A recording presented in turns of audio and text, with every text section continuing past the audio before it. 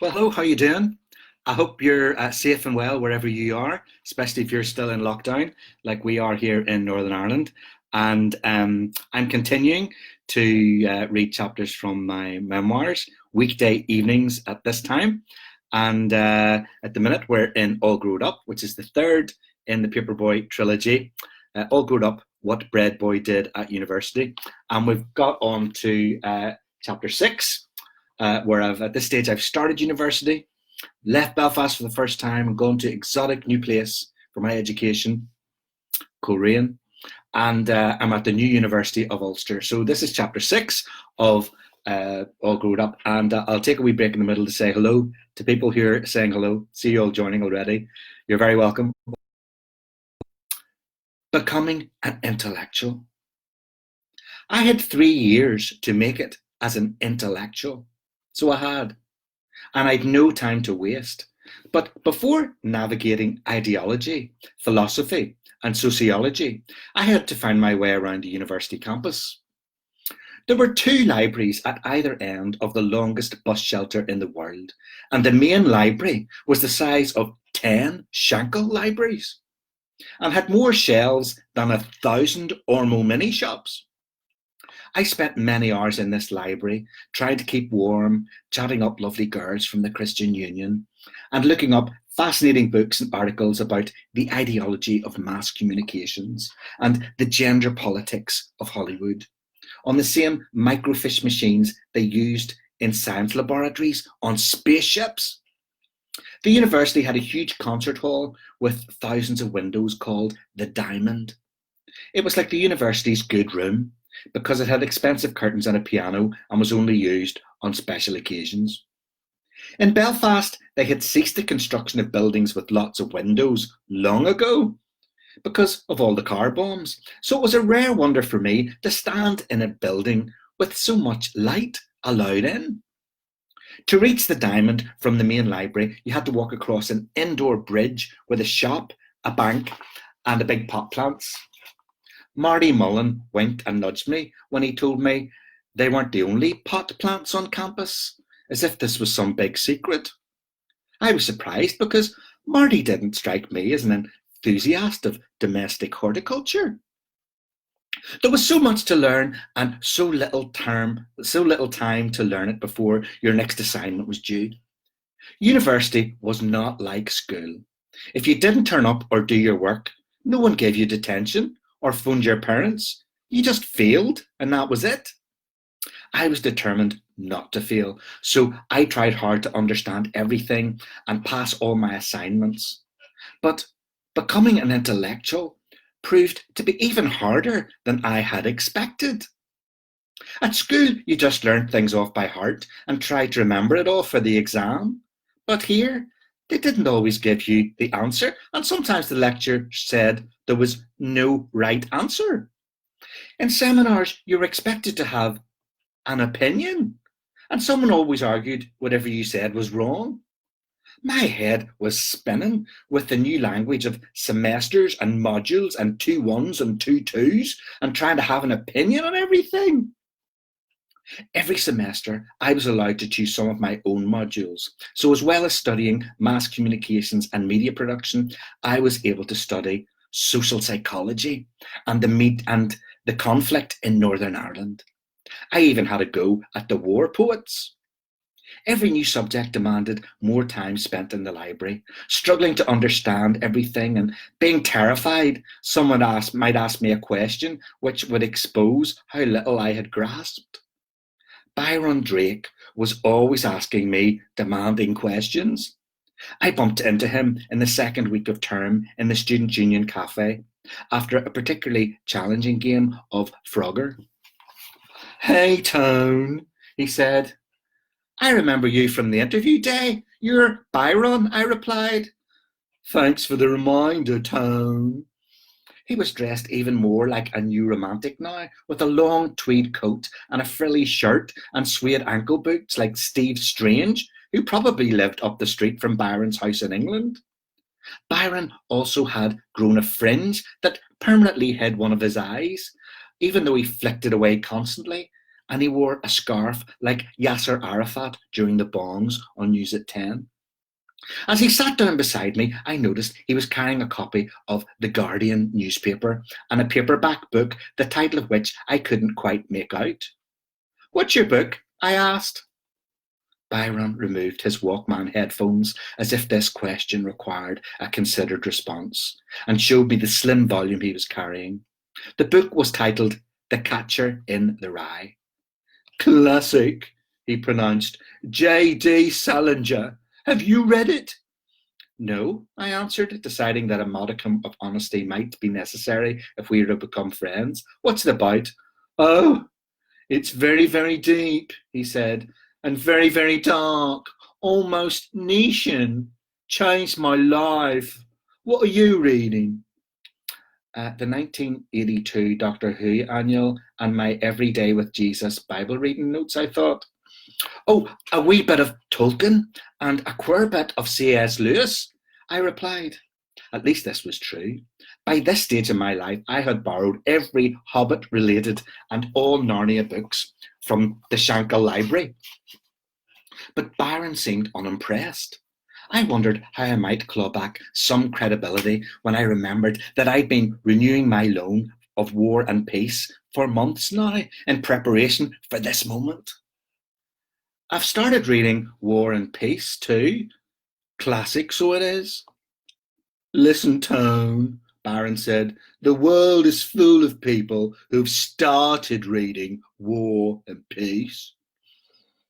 I noticed that Byron had a habit of exaggerating his fringe flick every time he said something particularly clever. "Some of Tolstoy is really, really dark." "I've always preferred Anna Karenina," he said. "Is she better than Tolstoy? I've never read any of her stuff," I said innocently, assuming Anna Karenina was like a Russian Enid Blyton. "Dostoevsky said it was as flawless as a work of art," said Byron, ignoring my question and flicking his fringe again. Who? I thought, concluding that I had another Russian to look up in the microfiche machine in the library before my next encounter with Byron Drake. I nodded knowledgeably every time a professor or a student mentioned a book or a writer or an ism or an ology, but inside I was fretting over how little I knew about anything. Was this what all the other students would be learning at A level while I was failing physics and curtain round Glengormley? I had so much catching up to do, and it wasn't just a matter of knowing the most important people and ideas in the world history. At university, they insisted on you having your own opinion and being able to prove that you were right. I wasn't used to having my own opinion on anything, apart from who was the best pop band ever and who was the best Doctor Who. Up until this point in my life, I was secure in my understanding of how the world worked, knowing the goodies from the baddies, who was right and who was wrong. But in my first semester at university, this certainty was turned on its head. So I'll tell you what happened in a wee minute. In the meantime, I'll say hello to a few of you who are saying hello to me. Good evening, Susan Wilgar. Good to have you along again. One of the regulars. Oh, all the regulars are here. Hello, Evelyn Brown. Good evening. How you doing? Hi, Norma Fleming and Francis McGrath. Good evening, Marlene Williamson. Hi, Alan McLean. Good to have you along. And hi, Jim Poole. Good evening, Tony. My wife Amanda is also enjoying the readings. That's great. I'm glad she's enjoying them too, Jim. Evening, Angela and Keith. Regulars, never miss. Lovely to have you as usual. Kenneth Glenville says, missed your readings over the weekend. Glad to be back live. Yes, you can always catch up if you've missed them. I'm uploading them all onto YouTube one by one. So they're on my YouTube channel, which is Paperboy Belfast, if you want to have a wee look. Hi, Tony. Looking forward to tonight's reading, says Betty O'Riordan. Hope you're enjoying it so far, Betty. Evening, Anne Kirk. I see Orla. The O'Sullivans are here. Good to have you along. And Michael McKinley Sr. Hello, Dorothy Nelson, my Auntie Dot, my lovely Auntie Dot. Great to have you along, Auntie Dot. Hi, Michael McKinley Sr. Hi, Orla and the O'Sullivans, and hi, Sadie Hannah. So anyway, this is me finding out things weren't always as I'd seen the world when I went to university. It had always been satisfying to know that I was one of the goodies in the world, but in lectures, discussions, and tutorials, I quickly learned that I had been a baddie all along.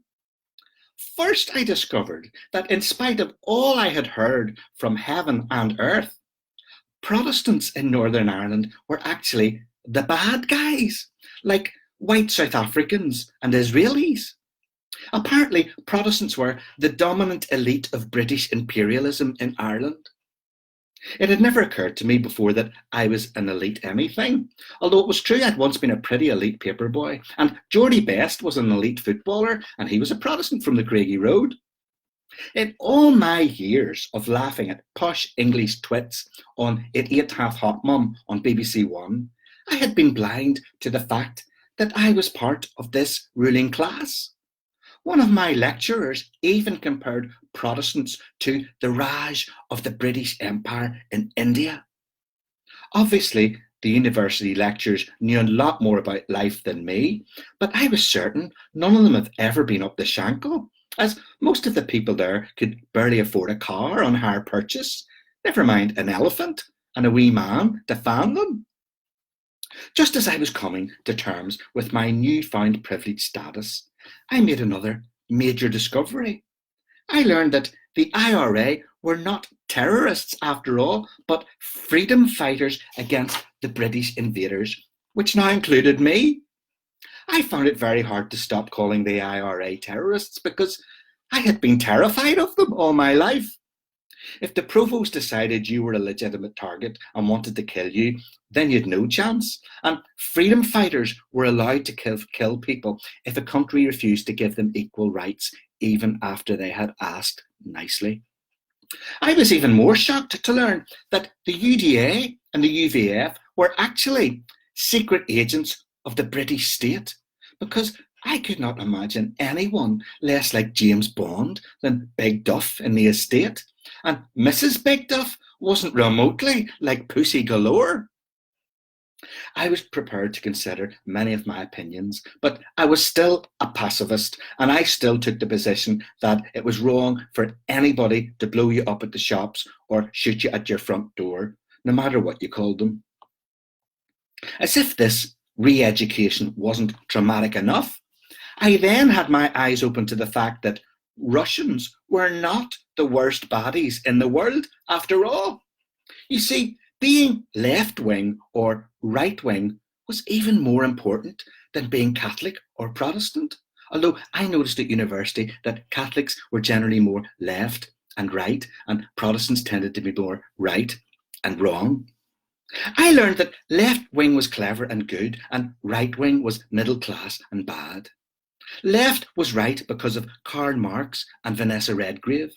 Right was wrong because of Adolf Hitler and Margaret Thatcher. Communism was left, and because left was right and Russians were communists, it turned out Russians were right after all. I decided that I was probably more left than right because helping poor people in the third world and being a blessed peacemaker sounded quite left-wing to me, and I got very angry when The Sun, a right-wing newspaper, gloated over killing Argentinians in the Falkland War. But I was in for another intellectual earthquake. Christians were baddies too. No one at Ballygomartin Presbyterian Church had ever told me that religion was a drug to stop people asking questions of bourgeoisie capitalists. Christianity was apparently a tool of oppression responsible for the death of millions of innocent people throughout history, though this had never been mentioned in Sunday school while I was colouring in pictures of Jesus feeding the 5,000. My father was an atheist, but he just thought my faith was harmless nonsense. At university, it seems that Christians were murderous monsters, unless they were freedom fighters, of course. Religion is for weak people who cannot think for themselves, announced the professor at the beginning of a lecture on how to edit a video. He was looking straight at me, and I was sure an informer had spotted me at the Christian Union, and I was about to be thrown off the course before I could oppress someone. Outside lectures, I met lots of clever students who made jokes about the Christian Union being full of boring squares who didn't know how to enjoy themselves. I thought this was most unfair because the Christian Union had a welcome supper for freshers in the church hall with tray bakes and lemonade. Billy Barton from Bushmills had a motorbike, so he couldn't possibly have been considered a boring square. "Hey boy, what's the crack, hey?" Billy would say every time he met you. He was always on the lookout for some crack, so it was most unfair to label Billy as boring. I once tried to engage Billy Barton in a discussion on the Palestinian situation, but his eyes just glazed over. For Billy, there was clearly very little crack in the Middle East. But that didn't mean he was boring. Once I had recovered from the initial shock of my world being turned upside down, I accepted that if I wanted to fit in with my peers, I would have to keep my head down. If I was exposed as a wee good living Protestant from up the Shankill, I would fail university for a cert. But I could only pretend to be someone else to a certain extent, so I had to find a way of becoming an intellectual while also staying true to myself. After reading lots of books in the library and thinking so hard my brain hurt, I found the perfect solution. I would become a Christian socialist. My mother's grandfather had been a member of the Communist Party, and my father used to vote for the Northern Ireland Labour Party before the Troubles swept it away. So there was socialism in my blood, and I knew my family would be very happy. But I wasn't prepared to give up my faith just to satisfy everyone else, so Christian socialism was the answer. Malcolm Muggeridge was a very clever intellectual on TV, and he seemed to be a Christian socialist, so it was obviously possible and intellectually acceptable. This proved to be a difficult tightrope to tread, however, because most socialists I knew hated Christians as much as they hated Maggie Thatcher, and most Christians were suspicious that socialists would try to ban them and put them in prison, like in Russia and China. I risked upsetting both my lecturers and the lovely girls in the Christian Union. I was still trying to make new friends and not alienate everybody. And I didn't want to end up sitting on my own in the canteen at lunchtime like all the weirdo students. Whenever I needed to work it all out, I abandoned the library and took long walks along the beach. I loved the solitude of Portstewart Strand when it was cold and dark and windy.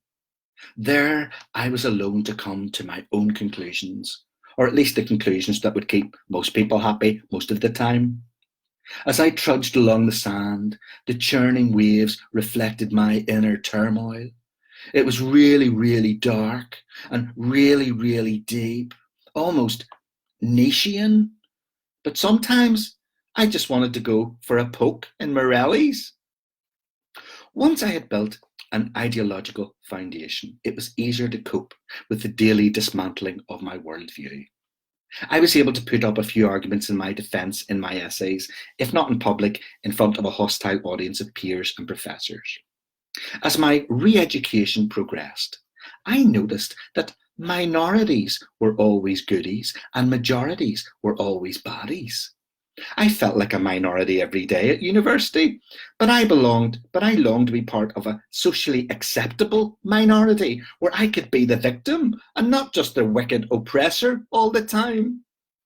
Then one day, while studying for a test in social psychology, I stumbled upon an article in a psychology journal about how left-handed people were a minority that had been discriminated against through history. I had never been so glad to be left-handed in my life. At least I was part of a minority and a victim of discrimination. I had suffered like many thousands of left-handed people before me. I remembered my granny's stories about back in her day when left-handed people were forced to write with their right hand in school and got caned if they disobeyed. It seemed that when it came to handwriting, left was wrong and right was right. I'd never been able to afford a proper left-handed guitar like Paul McCartney and had to settle with restringing a right-handed guitar and playing it upside down with the plectrum guard in the wrong place. I realise now that this was what John Hume called injustice. The article also said that left-handedness was a result of minor brain damage at birth. Although I was slightly offended by this theory, it meant that I was also a sort of a disabled person, and this put me in another official minority character that no one would dare to question. I could argue that the government never did anything to help me with my disability, like giving free left-handed scissors to schools, and therefore left-handed people were discriminated against, and this was typical of Thatcher's Britain. I decided to write an essay on the human rights abuses of left-handed people. But I ran into trouble when I read some articles that said discrimination against left-handed people came from the Bible and was propagated by the church. This was so unfair. Just when I had found an oppressed minority where I belonged, I discovered that I was probably oppressing myself. There was even a technical term for this. I was suffering from internalized oppression. I looked up a Bible reference book and found one example in the Old Testament where God chose left-handed people over right-handed people, but that was because they were good at throwing stones. I decided not to use this reference in my essay, as I assumed that I would lose marks for quoting the Bible, and I didn't want to suggest that God approved of stone throwing, as there was enough of it going on where I came from. After many months of struggling, I eventually found an ism I could agree with. As part of my Women in Film Noir module, I had read all about feminism for the first time. In between watching movies with sexy black and white femme fatales played by actresses like Rita Hayworth, I learned that women had always been discriminated against and were never allowed to hold power, except for Margaret Thatcher, but she was worse than a man. Some of my professors brought up feminism in almost every lecture. They explained that power structures were patriarchal and excluded women, and gave lots of examples from the media and big companies and politics and churches who were the cause of it all in the first place. Inequality for women seemed very unfair to me, and I had always enjoyed Cagney and Lacey, so it was great to see all my lecturers, who were all men, every single one of them, standing up for women. I assumed that becoming a feminist would impress the more politically astute girls on my course who fancied Billy Bragg and Che Guevara. But this didn't appear to work for our most outspoken feminist lecturer. He appreciated women so much that he made lots of suggestive jokes and leered at them, like Benny Hill when he chased women around in their underwear on UTV. One of the cleverest girls described this feminist role model as more lecturer than lecturer, and accused of him being a bigger hypocrite than a Christian, to which I smiled and said nothing. The following weekend, when I was home in Belfast, I decided to inform my mother that I had become a feminist. I was certain she would appreciate that. Now that I was an intellectual, I was going to argue for greater equality for her and my granny. This would prove to her the benefits of the education that she had worked so hard to secure for me. I waited until Match of the Day was on in the living room and she was alone in the kitchen doing the dishes. I've become a feminist, I said proudly, handing her a plastic bag containing 2 weeks' worth of dirty clothes. You're a what? She asked, looking startled by the revelation. I assumed she would appreciate my newfound solidarity with her in the fight for women's rights, so her reaction confused me. I'm a feminist, I repeated. Oh dear God, don't be telling me that, and don't be telling your father, she said. Don't you be getting any funny ideas up there at that university. You can forget about that right now and get yourself a nice girlfriend like your big brother. I was confused, so I was. So there you are. That's chapter 6 of All Grown Up. So I'll just say hello to a few more people. Thanks for joining. Oh, let me go back and catch up here. Evening, Pete Sepura says, congratulations on the movie. Yes, it's very exciting. Fingers crossed it all happens. It might be delayed, but at the minute it's all systems go. It's very exciting. Thank you. Hi, Neve Sahafian. Ho, Tony, all set for another week. Good to have you along as usual. Hi, Janet Elaine. Spent Saturday listening to your story about your life on the Peace Line. Laughed and cried. Oh, you listened. So yeah, so Little House on the Peace Line, I've released it on my YouTube channel free as an audiobook. And so anyone can listen to it. And if you really like it and enjoy it, you can make a donation to the project I support in the slums of Uganda. And who else is saying hello here? Hi, Susan Craig. Anyone with Byron's accent just had to be an intellectual with opinions. That's so true, Susan. Norma Sloan, good evening, Tony. Hi, Norma. Roberta Robinson, Curran brings back many memories of Coleraine. Oh, right, so you were there, Roberta. So you know all about the longest bus shelter in the world. Happy Memorial Day. Oh, yes, indeed. To those of you in the US today, happy Memorial Day to you. Hi, Mark McCauley and Amy Nolan over there as well. Thanks, says Evelyn, and thanks, Marlene. That was funny, says Norma Sloan. I'm glad you enjoyed it. Heidi says Tiffany Svensson. How you doing? I'm glad you enjoyed it. Great. Well, thank you for joining me. I'll be back tomorrow evening for the next chapter of All Growed Up, and I hope you can join me again then. Until then, stay safe, stay well, and stay positive.